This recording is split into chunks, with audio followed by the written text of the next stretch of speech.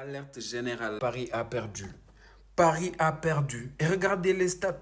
Un match de guerrier de Botafogo. Si vous connaissez un supporter de l'Inter, il faut le mentionner s'il vous plaît. Il faut leur expliquer que c'est comme ça qu'on joue une finale de Ligue des Champions. Vous avez vu au Brésil comment ils ont vécu le match? Les images des fanzones sont juste incroyables. Déjà, le stade, c'était la folie lors du but de Jesus.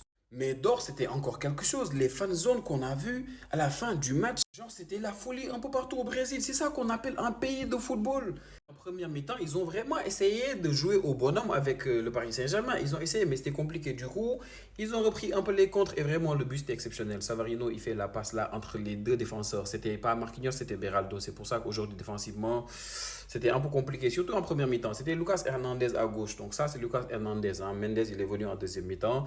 Et Lucas Hernandez, lui, Arthur, il a beaucoup fatigué. D'ailleurs, sur ce but-là, Arthur, il fait un travail magnifique. Savarino, il fait la passe entre les deux défenseurs là, là, là. Et tu as Igor Jesus qui prend la balle, qui passe au calme. Il s'amuse même à un moment à mettre la balle entre les jambes comme ça, ici de Pacho.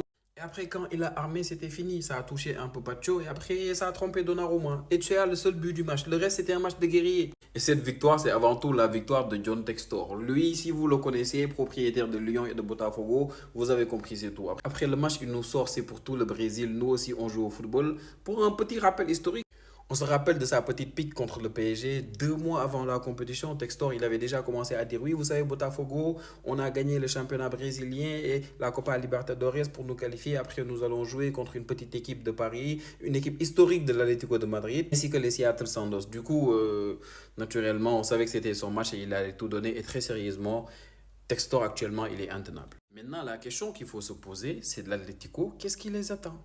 Regardez le classement. Tu as 6 points pour Botafogo, 3 points pour le Paris Saint-Germain et 3 points pour l'Atlético. Prochain match, tu as Atlético qui va jouer contre Botafogo, Paris Saint-Germain contre Seattle. Paris Saint-Germain, Seattle, on s'attend déjà à la dinguerie. On sait qu'ils vont prendre cher, Seattle.